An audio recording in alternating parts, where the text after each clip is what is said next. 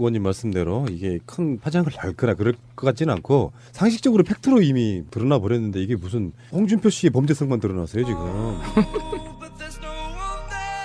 네, 홍준표 씨 이야기 좀 해봐야겠다. 희대의 거짓말쟁이. 하는 말마다 거짓말. 정치 사찰을 하네. 우리 통신 내역 조회를 했네. 결국은 알고 봤더니 거의 다수는 박근혜 정부 때. 그리고 문재인 정부 때 한 것도 사실은 정치 사찰과는 전혀 상관이 없는.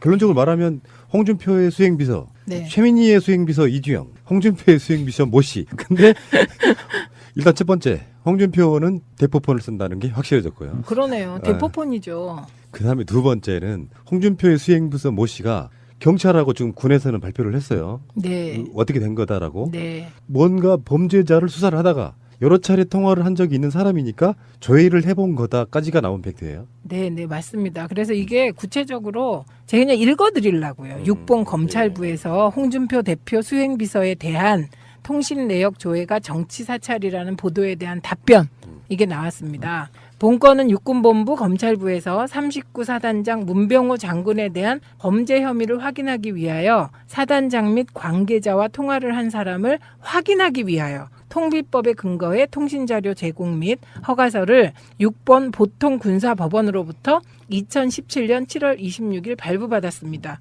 이후 8월 2일 위 허가서를 통신사에 요청하여 사단장 및 관계자와 통화한 사람들의 전화번호를 회신받았습니다. 이 중에서 수회 이상 통화한 사람의 가입 내역을 확인하기 위해 8월 18일 통신사의 가입 내역을 요청하여 회신된 것입니다.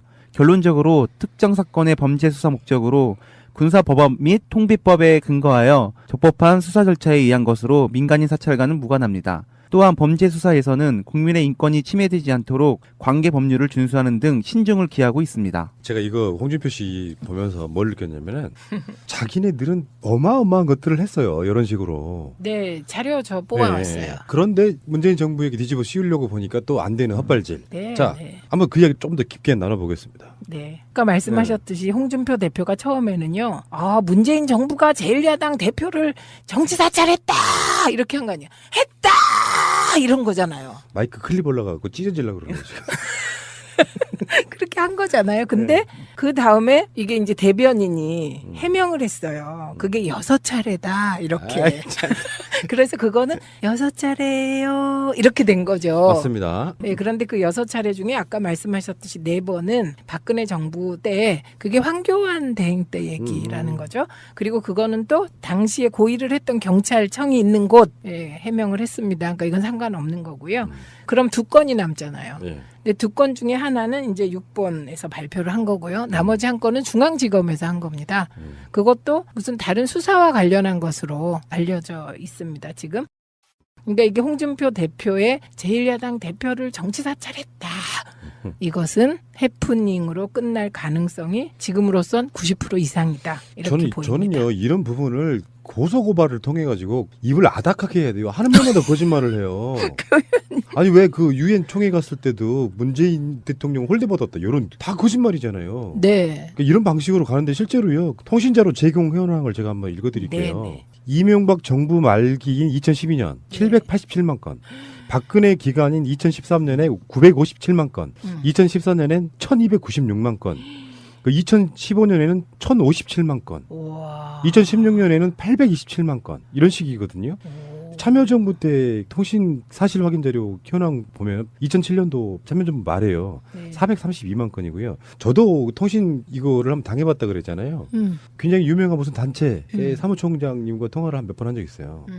그 내용이더라고요. 그러니까 어떤 내용인지 왜 어떤 상황인지 조회를 해보는 정도. 이 사람이 무슨 범죄자가 아닌가 이런 건데 기분 나빴지 사실은. 기분 나쁘죠. 근데 푸나님은 많이 당할 것 같다. 왜냐면 해봤어요. 엄청나게 봤어요. 그렇죠. 왜냐하면 유력 인사들을 이게 섭외할 때 방송 나오라고. 맞습니다. 그러면 그 사람들이 만약에 문제되면 전부 다 박근혜 때 조회가. 그게 한참 문제가 됐던 적이 있었잖아요. 네. 뭐 그래도 뭐 우리들 입장에서는 뭐 어떤 법적인 처벌을 안 받았다고 하면 상당히 깨끗한 거겠죠. 네. 근데 홍준표가 비열한 건요. 사실은 이 상황을 모른다고 저는 생각하진 않아요. 일단은 급한 김에 지르긴 했는데 네. 사실 알고 보면 이게 아니라는 거 알면서도 아까 말한 초반에 말한 것처럼 지지자들 향해서 문재인 정부도 똑같네. 라고 질러주기 위해서 우리 쪽의 해명 같은 거는 그쪽 사람들 잘 안 보잖아요. 그러니까 홍준표가 말한 게 법이 되고 팩트가 되고 그 사람들이 움직이는. 문재인도 똑같아. 그거 이도 움직이게 한 거죠. 그게 원래 흔들기 예, 상대방 흠집 내기를 통해서 우리 편을 보호하라의 한 공식입니다. 그게 뭐냐면 문재인 정부가 적폐청산을 하고 있어요. 적폐청산을 하는 문재인 정부 흔드는 거죠. 다 엉뚱한 걸로. 거짓말로 흔드는 거죠. 그리고 이제 통신 조회 중에는 이런 게 있어요. 특정 사이트에서 내가 뭐 물건을 사려고 하는데 이 사람에 관련돼 있는 통신이 이 사람 것이 맞느냐 하는 이런 식의 어떤 종류의 그런 조회 같은 것들이 있거든요. 이런 것들까지 다 뭐 침소 봉대 숫자 부풀리기 해가지고 우리도 정치 사찰 당했다 이렇게 하고 있단 말이에요 지금. 예, 그러니까 이게 속지 않는 눈, 깨어있는 시민, 조직된 힘, 깨어있는 시민의 조직된 힘을 SNS에서 마구마구 보여주자. 자, 어쨌든 간에 홍준표 씨는 또 한 번 헛발질해서 뭐 의원님 말씀대로 이게 큰 파장을 날거나 그럴 것 같지는 않고 상식적으로 팩트로 이미 드러나 버렸는데 이게 무슨 홍준표 씨의 범죄성만 드러났어요 지금. 본인 이름으로 된 휴대폰 하나 없다는 거. 그리고요 홍준표 씨에 대한 대법원의 마지막 결과 저는 뭐 그게 꼭 홍준표 유죄로 나올 거라고 생각하지는 않아요. 또 대법관들이 보는 관점이나 그 구성이라든지 여러 가지가 어떻게 나올지 모르겠지만 어쨌건 홍준표 씨 스스로나 자기가 받은 뇌물에 대해서 제대로 된 법의 평가나 받으시기 바랍니다. 의원님은 그렇게 말씀 못 하시겠지만 정말로 우리 같은 일반인들이 입장에서 보면 그 유명한 공업용 미싱으로 꼬매버리고 싶어요. 근데 그분은 어쨌든 원내대표인가 하던 시절에 그 활동비 있잖아요. 특수활동. 원내대책비라고. 네, 그 특수활동비거든요. 그것도 네. 일종의 그거 개인적으로 뭐. 사모님 갖다 드렸다고. 네, 그거 잘 있을 수 없는 거예요. 그래놓고 자기는 페미니스트래. 원내대책비를 다 집에 갖다 준 사람 아니에요. 알겠습니다. 자, 오늘 어떤 이슈를 좀 얘기해볼까요? 자신의 수행비서가 사찰을 당했다. 홍준표 자유한국당 네. 대표가 이제 주장을 했죠. 네. 이게 역풍을 맞고 있습니다. 네. 이 경찰과 검찰군에서 그 6차례나 그 수행비서의 그 휴대전화에 대해서 그 통신조회를 했다면서 이제 그 정치사찰 의혹을 제기를 했는데. 그랬죠. 그러나 그중 4번은 박근혜 정부 때 이루어진 것으로 주장하고 있죠. 네네. 이 통신조회라는 것도 이 감청이나 통화 내역 등을 살펴본 게 아니라 휴대전화의 그 소유자, 개통 시기, 주소 등이 그 국한된 것으로 확인이 됐습니다. 네네. 이를 두고 그 정치 사찰 의혹까지 제기한 것은 마구잡이식 의혹 제기 아니냐 이런 역풍을 맞고 있는데 네. 이 뉴스의 맥락 좀 살펴보도록 하겠습니다. 그러게요. 자, 어떤 점부터 짚어볼까요? 팩트를 강조했던 검사 출신 저격수 홍준표는 어디로 갔나? 네. 네. 어디로 갔을까요? 글쎄 말이죠. 네. 찾아볼 수가 없습니다. 예. 이 홍준표 대표는 과거에 그 김대중 노무현 정부 시절 그 야당 의원으로서 그 대여 공세에 그 앞장서지 않았습니까? 네네. 그러면서 그 폭로전을 주도해서 그 저격수라는 별명이 붙었죠. 네. 아니면 말고식의 폭로도 이제 없지 않았지만 나름대로 그 팩트를 갖고 이 정부 여당에 대한 공격에 앞장을 서서 특히 이제 그 김대중 전 대통령 그 측근 비리 폭로에 좀 앞장을 섰습니다. 그래서 DJ 저격수다 이런 별칭까지 좀 얻을 정도였죠. 네네. 홍준표 대표 본인 스스로도 나름 저격수도 그 원칙이 있어야 한다. 이러면서 그 저격수론을 그 설파하는 등 이 저격수라는 평가가 좀 싫지는 않았던 것 같습니다. 저격수의 원칙이라는 게 뭐예요? 네, 이제 그 2011년에 홍준표 대표가 모 저축은행에서 그 불법 자금을 받았다. 이런 의혹이 이제 제기된 바 있거든요. 예. 당시 한 야당 의원이 이제 이를 제기를 했는데 그러자 이른바 그 스나이퍼론, 즉 저격수론을 이제 거론을 했습니다. 네. 하더라도 잘해야 된다 이런 이야기죠. 그러면서 첫째, 그 원샷 원킬. 그렇죠. 저격은 원래 이렇게 하는 거죠. 그렇죠. 네. 잘못 쓰면 자기가 죽는다. 그렇죠. 이렇게 이야기를 했습니다. 위치가 들통나니까. 이게 지금 홍준표 대표한테 해당되는 게 아닌가 싶기도 한데 그러면서 저격수가 갖춰야 될 그 3박자 즉 3원칙을 제시를 했습니다. 네. 첫째는 팩트 즉 사실 검증 당연하겠죠. 네. 두 번째는 네이밍 사건 이름 붙이기인데 네. 말하자면 뭐 정치 사찰 의혹이다 이렇게 이제 이름을 붙이는 거죠. 네. 그리고 세 번째는 정무 감각이 필요하다. 균형 감각이 있어야 된다는 거죠. 네. 그 중에서도 팩트가 가장 중요하다고 이제 강조를 근데 했습니다. 팩트가 틀린 거 아닙니까? 그러게 말이죠. 우선 그 홍준표 대표가 그 제기한 것은 문재인 정부가 그 자신의 그 수행비서를 사찰했다는 것 아니겠습니까? 그렇죠. 그런데 6건의 그 통신조회 사실을 이제 공개를 했는데 그중 4번이 박근혜 정부 때 이루어졌다. 이러면 이제 이 자체가 설득력이 크게 떨어질 수밖에 없죠. 그렇죠. 지난해 그 12월부터 그 지난 4월 12일까지 이제 그 경남 양산경찰서, 경남지방경찰청 그리고 서울중앙지검에서 이제 각각 이제 조회를 한 것으로 드러났고 네. 문재인 정부에서도 그 2번 있었습니다. 서울중앙지검 그리고 육군본부에서 각각 한 차례씩 있었는데 예. 홍준표 대표는 이 군에서 한 것은 기무사에서 했을 것이다. 이렇게 주장을 했는데 예. 육군본부에서 한 것으로 드러났죠. 네. 근데 이것들이 이제 다 나와 있는 거거든요. 그래서 가장 기본적인 사실조차도 확인을 하지 않고 이야기한 것 아니냐. 이제 이런 얘기가 나오고 있는 거죠. 아무튼 역풍이 부니까 홍준표 대표는 횟수가 중요한 게 아니라 왜 했는지가 중요하다 이렇게 강조를 하고 있지 않습니까? 맞는 말이죠. 네. 뭐 한두 차례라도 그것이 그 사찰 목적이었다고 한다면 정당화될 수 없고 물론이죠. 이건 뭐 굉장히 큰 문제가 될 수밖에 없는 것 네네네. 아니겠습니까? 그래서 이제 홍준표 대표가 말한 것처럼 중요한 것은 왜 통신 조회를 했느냐 이 부분인데 네. 홍준표 대표는 이 자신이 누구하고 통화했는가를 알아보려고 통신 조회를 한 것 같다고 이제 주장을 했죠. 네. 왜냐하면 이 대외 접촉은 그 수행비서 휴대전화를 통해서만 하고 있다고 그럽니다. 네. 자신은 그 휴대전화를 갖고 있지 않다고 그러네요. 그러나 그 홍준표 대표가 말하는 그 통신 조회는 누구하고 통화했는지 하는 이 통화 내역은 포함되어 있지 않은 이 통신 자료 조회인 것으로 지금 확인이 되고 있죠. 그러니까 이 번호의 주인이 누구인지. 그렇죠. 네. 뭐 소유자가 누구인지 주소가 어떻게 되는지 이제 이런 네. 것만 나와 있는 거죠. 네. 단순하게 뭐 휴대전화 소유자, 주소, 뭐 개통일시 이런 등의 그 정보만 제공이 되고 또 그 휴대전화 소유자 본인이 열람할 수 있는 것도 역시 이들 네. 이 자료에 좀 국한이 됩니다. 이것을 갖고 과연 그 사찰이라고 할 수 있겠느냐 이제 이런 의문이 제기되고 있는 거죠. 뭐 경찰하고 군에서도 이거 사찰 아니라고 이미 입장 표명을 했죠. 네, 그래서 이제 역풍을 맞게 된 형국이 됐는데 네. 문재인 대통령 오늘 그 수석보좌관 회의에서 그 홍준표 대표가 그 제기한 정치 사찰 의혹에 대해서 이 정확하게 파악해서 제1야당 대표의 그 의혹 제기가 공방으로 흐르지 않도록 정성을 다해서 설명하라고 이제 그 지시를 했죠. 예. 예. 경찰에서 이제 곧바로 이 세 번에 걸친 그 통신자료 조회는 각각 그 양산시청의 모 공무원과 당시 그 차정섭 함안군수의 그 뇌물사건 수사 과정에서 이 피의자의 그 휴대전화 등에서 수행비서의 그 전화번호가 있어서 이를 조회하는 것이다. 이렇게 설명을 했습니다. 네네네. 그리고 그 문재인 정부 들어서 이제 군 육군본부가 조회한 거 있지 않습니까? 예, 예. 이것도 이제 군 당국에서 오늘 설명을 했는데 네. 모 사단장의 그 비위행위에 대한 그 수사 과정에서 수사 대상자와 그 통화한 목록에 역시 수행비서의 그 전화번호가 있어서 이를 확인한 것이다. 이렇게 얘기를 하고 있죠. 네네. 서울중앙지검에서 왜 했는지는 아직 나오고 있지는 않습니다. 이건 뭐 이제 그 박근혜 정부 시절에도 한 번 있었고 문재인 정부 시절에도 한 번 있었죠. 그러나 서울중앙지검 역시 그 범죄 수사 과정에서 그 조회했을 가능성이 이제 큰 것으로 지금 추정이 되고 있죠. 네. 그러다 보니까 수행비서가 왜 이렇게 그 범죄 혐의자와 통화한 게 맞냐. 이제 이런 이야기가 당연히 나오고 있죠. 아무튼 홍준표 대표가 팩트 확인에 너무 소홀했던 것 아니냐 이런 지적은 피할 수가 없을 것 같습니다. 그러죠. 그 홍준표 대표는 특히 그 또 검사 출신 아니겠습니까? 그렇죠. 단순한 그 가입자 정보 등을 그 열람하는 그 통신 자료 조회가 보통 어떤 때 하는 것인지 그러니까요. 어떤 내용인지 좀 알만한 처지죠. 이건 사실 기초 인식인데요. 맞습니다. 그리고 예. 통화 목록까지를 보려면 법원의 허가가 필요하고 또 이는 이제 그 본인한테 당사자한테 나중에 다 통보가 됩니다. 네네. 그래서 이런 것들을 잘 알만한 처지에 있는 홍준표 대표가 자신이 설파한 이 저격 수사문칙 가운데 가장 중요하다고 강조했던 팩트 확인은 물론이고 이 정무 감각까지 꽤 무뎌진 게 아닌가. 그저 그 정치 사찰 의혹이라는 이 네이밍에만 매달리다가 네. 역풍을 맞은 모양새가 되고 있다. 이렇게 볼 수 있을 것 같습니다. 네, 그 정무 감각을 말씀하셨는데 이른바 그 되치기 반격을 하기 위해서 나도 사찰당했다 이 점을 강조하려다가 기본을 놓친 게 아닌가 이런 지적이 좀 나오는 것 같습니다.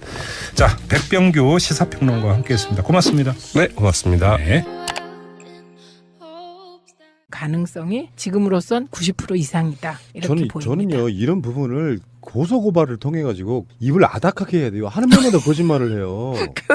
아니 왜 그 유엔 총회 갔을 때도 문재인 대통령 홀대 받았다 이런 다 거짓말이잖아요. 네. 그러니까 이런 방식으로 가는데 실제로요 통신자로 제공 현황을 제가 한번 읽어드릴게요. 네네. 이명박 정부 말기인 2012년 787만 건.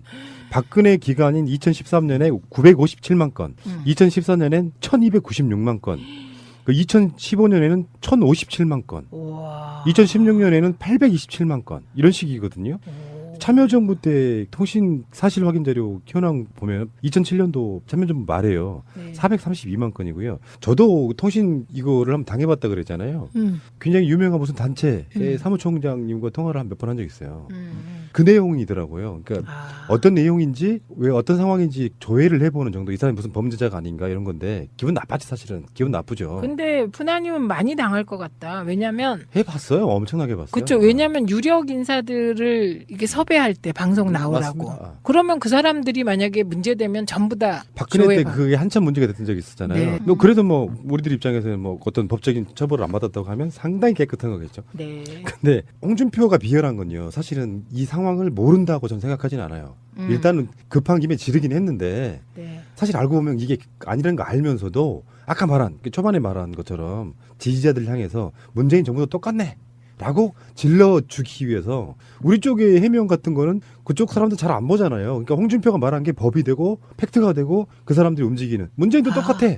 그거 이도 움직이게 한 거죠. 그게 원래 흔들기 예, 상대방 흠집 내기를 통해서 우리 편을 보호하라의 한 공식입니다. 그게 뭐냐면 문재인 정부가 적폐청산을 하고 있어요. 적폐청산을 하는 문재인 정부 흔드는 거죠. 다 엉뚱한 걸로. 또, 거짓말로 흔드는 거죠. 그리고 이제 통신 조회 중에는 이런 게 있어요. 특정 사이트에서 내가 뭐 물건을 사려고 하는데 이 사람에 관련된 이거 씌우려고 보니까 또 안 되는 헛발질. 네, 자, 네. 한번 그 이야기 좀 더 깊게 나눠보겠습니다. 네. 아까 말씀하셨듯이 홍준표 대표가 처음에는요. 문재인 정부가 제1야당 대표를 정치 사찰했다. 이렇게 한 거 아니야. 했다. 이런 거잖아요. 마이크 클립 올라가고 찢어지려고 그러는 거죠. 그렇게 한 거잖아요. 근데 그 다음에 이게 이제 대변인이 해명을 했어요. 그게 6차례다. 이렇게. 그래서 그거는 6차례요. 이렇게 된 거죠. 맞습니다. 네, 그런데 그 6차례 중에 아까 말씀하셨듯이 4번은 박근혜 정부 때 그게 황교안 대행 때 얘기라는 거죠. 그리고 그거는 또 당시에 고의를 했던 경찰청이 있는 곳 해명을 했습니다. 그러니까 이건 상관없는 거고요. 그럼 2건이 남잖아요. 예. 근데 2건 중에 하나는 이제 6번에서 발표를 한 거고요. 나머지 한 건은 중앙지검에서 한 겁니다.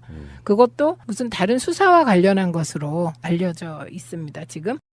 그러니까 이게 홍준표 대표의 제1야당 대표를 정치 사찰했다.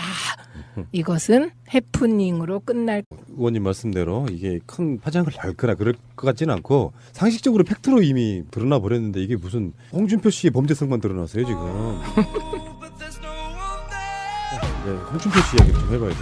희대의 거짓말쟁이. 하는 말마다 거짓말. 정치 사찰을 하네. 우리 통신 내역 조회를 했네. 결국은 알고 봤더니 거의 다수는 박근혜 정부 때. 그리고 문재인 정부 때 한 것도 사실은 정치 사찰과는 전혀 상관이 없는. 결론적으로 말하면 홍준표의 수행비서, 네. 최민희의 수행비서 이주영, 홍준표의 수행비서 모 씨. 근데 일단 첫 번째, 홍준표는 대포폰을 쓴다는 게 확실해졌고요. 그러네요. 대포폰이죠. 그 다음에 2번째는 홍준표의 수행비서 모 씨가 경찰하고 지금 군에서는 발표를 했어요. 네. 어떻게 된 거다라고. 네. 뭔가 범죄자를 수사를 하다가 여러 차례 통화를 한 적이 있는 사람이니까 조회를 해본 거다까지가 나온 팩트예요. 네, 네, 맞습니다. 그래서 이게 구체적으로 제가 그냥 읽어드리려고요. 6번 검찰부에서 홍준표 대표 수행비서에 대한 통신 내역 조회가 정치 사찰이라는 보도에 대한 답변 이게 나왔습니다. 본건은 육군본부 검찰부에서 39 사단장 문병호 장군에 대한 범죄 혐의를 확인하기 위하여 사단장 및 관계자와 통화를 한 사람을 확인하기 위하여 통비법에 근거해 통신자료 제공 및 허가서를 6번 보통군사법원으로부터 2017년 7월 26일 발부받았습니다. 이후 8월 2일 위 허가서를 통신사에 요청하여 사단장 및 관계자와 통화한 사람들의 전화번호를 회신받았습니다. 이 중에서 수회 이상 통화한 사람의 가입 내역을 확인하기 위해 8월 18일 통신사의 가입 내역을 요청하여 회신된 것입니다. 결론적으로 특정 사건의 범죄 수사 목적으로 군사법원 및 통비법에 근거하여 적법한 수사 절차에 의한 것으로 민간인 사찰과는 무관합니다. 또한 범죄 수사에서는 국민의 인권이 침해되지 않도록 관계 법률을 준수하는 등 신중을 기하고 있습니다. 제가 이거 홍준표 씨 보면서 뭘 느꼈냐면은 자기네들은 어마어마한 것들을 했어요. 이런 식으로. 네, 자료 저 뽑아왔어요. 그런데 문재인 정부에게